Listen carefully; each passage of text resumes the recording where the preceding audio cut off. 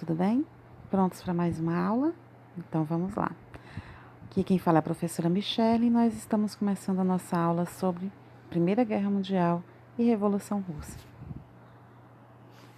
Pessoal, dentro do contexto geral, nós podemos citar como principal causa, dessa guerra os conflitos imperialistas existentes desde o final do século XIX, onde os países da Europa, de modo geral, tentaram ocupar territórios, tentaram dominar territórios dos continentes africano, asiático e americano, como resultado daquele processo industrial, onde a maioria deles foi buscar novos mercados consumidores, onde foram buscar também matéria-prima e mão de obra barata, mas que é traduzida como uma nova forma de colonização em relação ao colonialismo praticado lá no século XV, onde os europeus foram, invadiram os territórios e lá exploraram ao máximo essas terras, tá certo? Levando todo o seu lucro para o continente europeu. Então aqui nós temos, por exemplo, a paz chamada paz armada, como uma dessas causas imediatas do conflito. Mas ela não foi assim tão imediata, haja vista que ela foi se desenvolvendo ao longo do século, no final do século XIX e o início, as primeiras décadas do século XX. Então, nós temos aqui como característica dessa paz armada a formação dos blocos militares, chamados de Tríplice Entente e Tríplice Aliança. Então, a Tríplice Aliança, formada pela união da Alemanha, Itália e Império Austro-Húngaro, que eram as potências que lideravam esse bloco, começou esse conflito mundial, deu início a esse conflito mundial, em contrapartida com a formação da Tríplice Entente, formada pela Inglaterra, França e Rússia. Algumas dessas nações tinham dificuldades e interesses diversos entre si, ou seja, algumas dessas nações já estavam em guerra uma com a outra por motivos diferenciados. Então, por exemplo, a Alemanha estava em guerra com a Inglaterra devido à busca pelos mercados consumidores dessas regiões que eu citei, nos continentes da África, Ásia e América, e também porque as duas estavam desenvolvendo a sua marinha e essa corrida navalista, essa disputa pelo território marítimo era muito importante para eles, Até porque, por exemplo, a Inglaterra ela tinha uma força naval extremamente importante, haja vista que ela era ainda um território insular que precisa navegar pelos oceanos para entrar no continente europeu, tá bom? De modo geral, para entrar no restante do continente europeu. Então, também nós temos uma aliança entre a Alemanha e a Itália contra a aliança da Inglaterra com a França, nesse processo de neocolonialismo. Gente, a Inglaterra e a França, elas se industrializaram antes da Alemanha e da Itália, ou seja, a Alemanha e a Itália viviam conflitos internos que impediram que os dois países dessem impulso à industrialização. E quando eles começam a se industrializar, eles vão passar pelas mesmas necessidades que a Inglaterra passou, de buscar novos mercados consumidores, por exemplo. Então, quando eles vão para essa corrida imperialista, eles esbarram nos países europeus que já estavam, dividindo a África, a Ásia e a América entre eles. Então, há sim um choque de interesses e, portanto, um novo conflito entre essas nações. Do mesmo modo, a Alemanha também tinha uma rixa, por assim dizer, com a França. Haja vista que ela também queria os territórios da Alsácia e Lorena, que eram territórios de domínio da França. Aí nós temos, por exemplo, o sentimento de revanchismo francês, quando a Alemanha ocupa, conquista esses territórios, toma esses territórios franceses. Ao mesmo tempo, nós temos também uma aliança da Áustria-Hungria, do Império Austro-Húngaro, com a Alemanha, contra a Rússia. E aí nós precisamos entender o chamado pan-eslavismo e a questão balcânica, que vão dar início, assim, de imediato à guerra, tá certo? Então, o pan-eslavismo é a ideia de se criar um território para unificar todo o povo eslavo. Os russos, eles são descendentes dos eslavos, então eles queriam criar uma área de influência desse povo. Ao mesmo tempo, a Alemanha também tinha uma ideia de criar o chamado pan-germanismo, mas isso aí a gente vai observar a mesma coisa, A ideia de criar um território unificado para o povo germânico. Mas isso aí a gente vai ver também muito forte na Segunda Guerra Mundial, tá? O que foi a questão balcânica? Foi, digamos assim, o estopim dessa guerra, tá certo? Foi basicamente o momento em que o príncipe herdeiro, né, o arquiduque Francisco Ferdinando, ele é assassinado em Sarajevo, capital da Bósnia-Herzegovina, que era um território disputado entre a Sérvia e o Império Austro-Húngaro. Então, a Sérvia e o Império Austro-Húngaro estavam disputando esse território. A Sérvia contou com o apoio da Rússia e o Império Austro-Húngaro contou com o apoio da Alemanha. Mas, de fato, o que acontece? A Sérvia, ela acaba perdendo o controle do território da Bósnia-Herzegovina, né? Foi acusada de ter mandado matar o Francisco Ferdinando. A Alemanha entra junto com o Império Austro-Húngaro, exigindo, né, a busca pelos responsáveis pelo assassinato e a saída, né, de qualquer tipo de população, né, sérvia do território. E, ao mesmo tempo, a Rússia entra apoiando a Sérvia, que era um país militarmente inferior, para que eles pudessem pegar o território da Bósnia-Herzegovina e transformar numa área de interesse da população eslava, ok? Então, esse foi o estopim, essa questão balcânica, essa disputa pelo território da Bósnia-Herzegovina foi basicamente o que motivou, o que levou ao primeiro conflito mundial. Mas claro que não foi o único, tá certo? Foi, digamos assim, o que faltava para o início desse conflito. Nesse contexto, tem-se início uma guerra que a princípio deveria durar 4 meses, mas que se estende, levando aí ao todo 4 anos. Se você observar, nós podemos dividir a Primeira Guerra Mundial em 2 períodos. A chamada Guerra de Movimento, o nome já diz, né? As tropas estão em constante movimento, avançando sobre o território inimigo. Esse período ele é o início da guerra, onde as tropas estão realmente invadindo, né? Elas estão se deslocando dentro do território, elas estão expulsando, né, os soldados inimigos, a população que ficava nessas regiões, e isso acontecia de modo separado.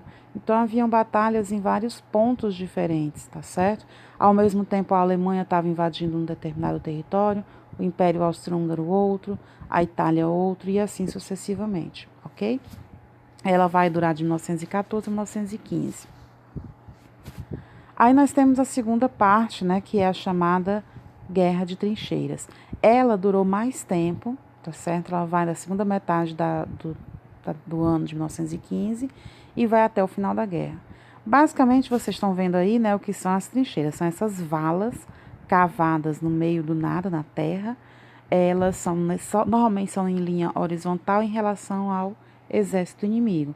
E ela é criada como uma forma de se proteger, né, durante o conflito dos ataques inimigos. Obviamente, ela não é 100% segura, né? Haja vista que muitos morreram dentro dessas trincheiras. Basicamente, o que eram as trincheiras? Né, como eu falei para vocês, eram valas, né, cavadas ao longo da frente de combate. Elas começaram a ser usadas em setembro de 1914, quando os alemães começaram, né, a perceber que não tinham mais como avançar, e aí eles começaram a cavar no finalzinho, né, do ano. E aí a gente começa a observar que, para não perder, né, o território que eles já haviam conquistado, no caso aí território da França, eles criam essas valas, e aí eles começam essa nova fase do conflito a partir do ano de 1915. Os aliados, no caso aqui a gente vai observar, né, a França, a Inglaterra e a Rússia, também vão começar a fazer essas valas, né, como uma forma de evitar o ataque inimigo. Então, aí nós vamos ter 2 linhas de trincheiras, uma de cada lado. E o espaço que havia entre cada uma delas vai ser chamada Terra de Ninguém, né? E era em torno de 300 metros. Então, chegou um momento em que essas trincheiras, elas acabavam ocupando cerca de 600 quilômetros da Suíça até o litoral norte da França, tá? Então, isso aí pelo lado ocidental do conflito. Os 2 lados também vão tentar, né, diminuir o poder do oponente, do inimigo, com ataques e contra-ataques em massa.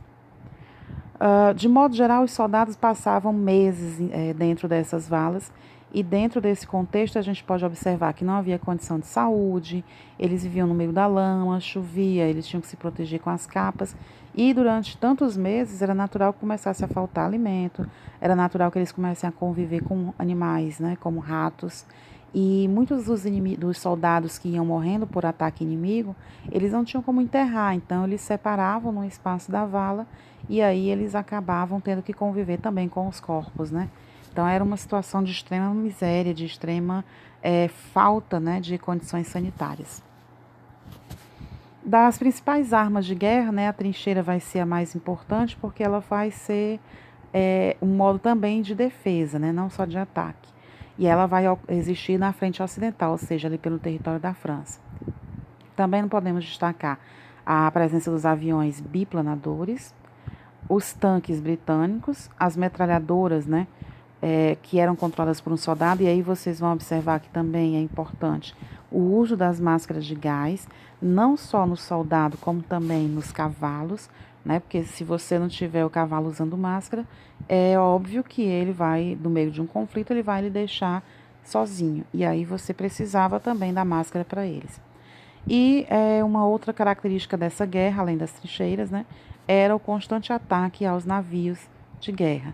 Então, por exemplo, a gente vai ver que a participação do Brasil na Primeira Guerra vai estar diretamente ligada a essa questão dos ataques a navios de guerra. De modo geral, eu trouxe algumas datas importantes, mas assim, vocês não precisam se preocupar com decorar essas datas, vocês precisam entender o contexto de um modo geral. Mas vamos lá. Em 1914, a Alemanha invade a Bélgica. A Itália vai deixar a guerra em 1915 por questões internas. Em 1919, a Alemanha invade a Rússia. Em 17, a Rússia vai passar por uma revolução, uma guerra civil, e aí vai se ver obrigada a sair do conflito, vai assinar um acordo de paz com a Alemanha para impedir que a Alemanha, né, voltasse a atacar, e ao mesmo tempo vai reconhecer territórios da Alemanha que foram conquistados, né, durante a guerra. O Brasil também entra na guerra em 1917 ao lado dos Estados Unidos, como apoio dos Estados Unidos. Aí, em 1918, a Rússia definitivamente sai da guerra e aí assina o Tratado de Brest-Litovsk, que assim dava, né, essa garantia, digamos assim, esse tratado de paz com a Alemanha. Em 18 é assinada a Conferência de Berlim e é assinado o Tratado de Versalhes, que põe fim à guerra e transforma a Alemanha na grande culpada do conflito. Nesse caso, nós temos aqui também, pessoal, uma explicaçãozinha rápida, apesar de a gente saber que o conteúdo de Revolução Russa é muito maior que isso, mas para termos, né, de Primeira Guerra Mundial, é importante você saber dessa basezinha aqui. Então, como é que estava a Rússia antes do conflito? Então, a Rússia, antes da Primeira Guerra Mundial, vivia um regime czarista, ou seja, um governo de modelo absolutista, onde o rei, no caso o czar, ele tinha poderes plenos, poderes absolutos. Então, o czarismo, ele era um modelo de governo absolutista. Nesse contexto, havia uma enorme desigualdade social na Rússia. A Rússia vivia ainda muito da agricultura, era uma economia agrária e, portanto, era uma economia atrasada em relação aos outros países que já estavam industrializando-se. A Rússia, ela também tem um agravante de ser um território, apesar de ser o maior país em extensão territorial da Europa, é um país bicontinental, né? Ela tem território tanto na Europa como na Ásia. A Rússia, ela tinha uma boa parte do seu território que ficava abaixo, com temperaturas abaixo de zero. Isso significava um prejuízo muito grande para a agricultura, que não era tão, apesar de ser a maior fonte econômica, tá? Não era tão aproveitada como poderia ser. Nesse contexto, é importante salientar que a primeira cidade ou a primeira região a ser industrializada vai ser a capital, São Petersburgo, na época, que obviamente não vai resolver toda a crise econômica que a Rússia enfrentava. Em 1903, vai ser criado o Partido Operário Social Democrata Russo, com digamos assim, com duas alianças, né? Aliás, com uma aliança entre dois partidos, o Partido Bolchevique e os mencheviques. Os bolcheviques representavam a maioria da população, os operários, o setor mais baixo e mais numeroso da população, enquanto que os mencheviques representavam a minoria, uma população mais próxima da burguesia, uma população mais próxima do comerciante, mas do pequeno comerciante. Aí, em 1905, nós vamos ter também alguns conflitos externos da Rússia que vão minando cada vez mais a economia e trazendo cada vez mais atraso para a sociedade russa. Um desses conflitos é a guerra entre os russos e os japoneses, em 1904 até 1905, pela região da Manchúria, na China. A Rússia, nesse caso, tá? Ela vai ter um conflito armado fora do território que vai repercutir dentro do território russo. Então, esse conflito também vai gerar da população uma forte resistência. A população que já vivia com graves crises econômicas, né, com baixa qualidade da alimentação, com secas, com a estiagem, na verdade, por causa do frio. Então, a boa parte dessa população ela vai se unir e vai em praça pública exigir que o czar Nicolau II trate o país com maior cuidado, com maior atenção para a questão social. Ele não aceita as reivindicações e manda abrir fogo contra os manifestantes. É o chamado Domingo Sangrento. Nesse contexto, a gente vai observar também a participação dos sovietes, que eram conselhos de trabalhadores, como se fossem, digamos assim, uma espécie de sindicato para esses trabalhadores, e que vai atuar de frente com a ideia de mudar a economia, mudar a política na Rússia, instaurar a monarquia constitucional russa. O czar continuava no poder, porém, ele tinha poderes limitados pela Duma, que seria a assembleia parlamentar deles, o parlamento. Quais são os resultados que esses antecedentes causaram na Rússia? Né? O que tudo isso fez com que a Rússia passasse? Primeiro, a população vai se revoltar contra o czarismo, né, em 1917, e os mencheviques, junto com os bolcheviques, dão um golpe de Estado, onde os mencheviques assumem o poder em fevereiro. Mas o território russo não sai da guerra, a Rússia não abandona a Primeira Guerra, e haverá pouca mudança na área social.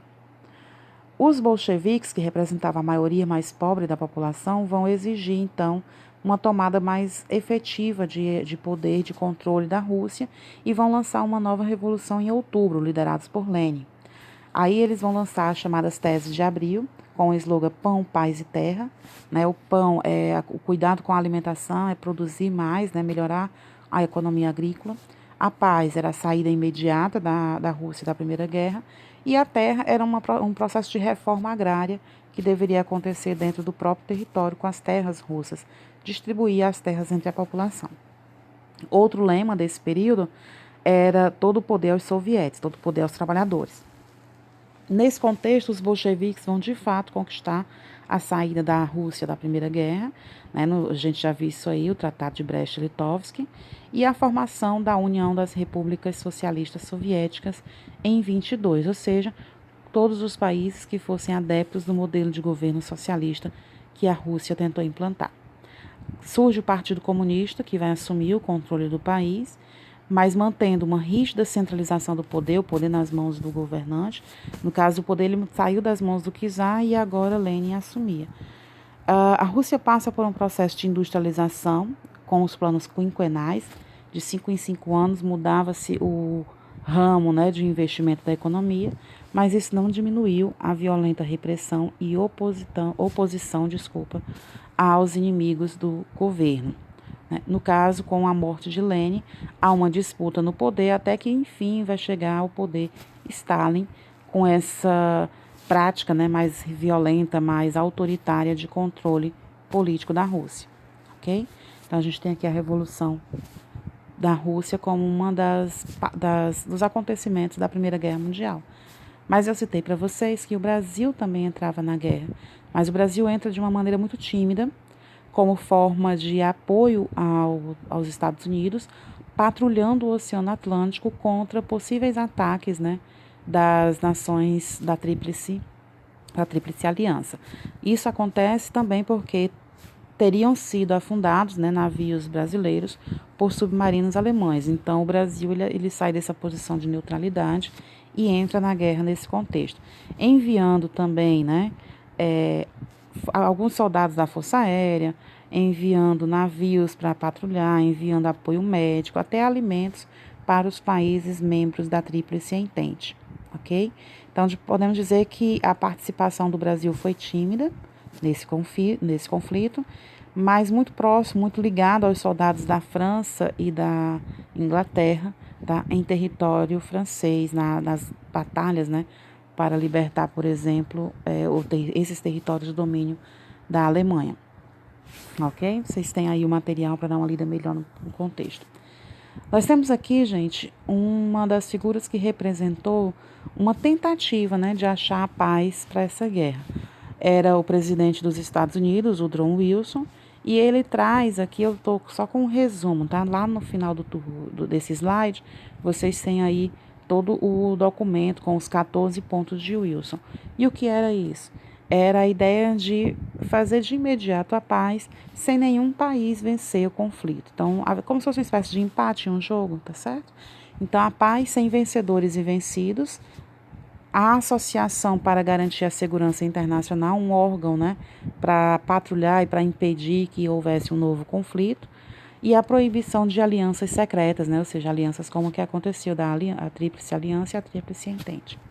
Esses 14 pontos, né, não chegaram a ser postos em prática, não da forma como ele pensou, e a gente vai observar aqui no lugar disso, né, no lugar desse tratado feito por eles sem vencedores, foi assinado em 1918 o Tratado de Versalhes, onde a paz foi garantida aos membros da Tríplice Entente, cuja derrota da Tríplice Aliança foi imposta sobretudo na Alemanha. Ok? Então, de modo geral, o Tratado de Versalhes ele vai trazer como consequências negativas para a Alemanha, por exemplo, a devolução dos territórios que ela conquistou da França, Alsácia e Lorena. A Alemanha vai ser obrigada a devolver territórios à Bélgica, à Dinamarca e à Polônia, que ela conquistou durante a guerra. Ela também fica obrigada a pagar indenização, né, financeira aos países vencedores. Ela ficou proibida de ter um exército com mais de 100 mil homens, né, para não mostrar aí talvez uma forma de se militarizar para um outro conflito. Também ficou proibida de ter uma marinha de guerra, uma artilharia pesada, tanques e aviões, ou seja, ela ficou impedida de proibir a Alemanha, basicamente, de formar uma nova indústria bélica. Ou seja, a Alemanha foi penalizada pelo conflito. E aqui, gente, nós temos um anexo que eu coloquei esses documentos que eu falei para vocês, tanto os 14 pontos de Wilson, como também alguns artigos do Tratado de Versalhes e algumas imagens importantes. Eu espero que vocês possam dar uma lida nesse material, tá bom? Com mais calma. Mas, basicamente, eles refletem aquilo que a gente já falou dentro do próprio material de aula. Então, aqui nós temos, por exemplo, a Europa pós Primeira Guerra Mundial e os países que foram formados, né, a partir desse conflito. Então, uma das grandes características aqui, né, de formação desses territórios vai ser a União das Repúblicas Socialistas Soviéticas, que pega todo esse território aí laranja que vocês estão vendo. Mas aí nós temos outros territórios que foram formados ao longo desse conflito. Aí nós temos aqui um território, né, onde começa a guerra, né, que é a chamada questão balcânica, que a gente viu lá no começo. Aí nós temos o território da Bósnia e Herzegovina, nós temos a Áustria, a Hungria lá em cima, né, em verde. Nós temos aqui a Sérvia e a Iugoslávia, esse território aqui que vocês estão vendo em lilazinho, que é onde começa a guerra, né, o território da Península Balcânica. Aqui alguns relatos de soldados que vivenciaram a guerra. Os 14 pontos de Wilson, eu dividi em 2 telas. E aqui os artigos do Tratado de Versalhes. É importante que vocês leiam esse material, tá certo, gente, a posteriori, e qualquer dúvida a gente vai tirando nas nossas próximas aulas, tá bom? Fiquem todos bem e até o nosso próximo encontro. Não esqueçam de responder ao formulário, ok? Tchau!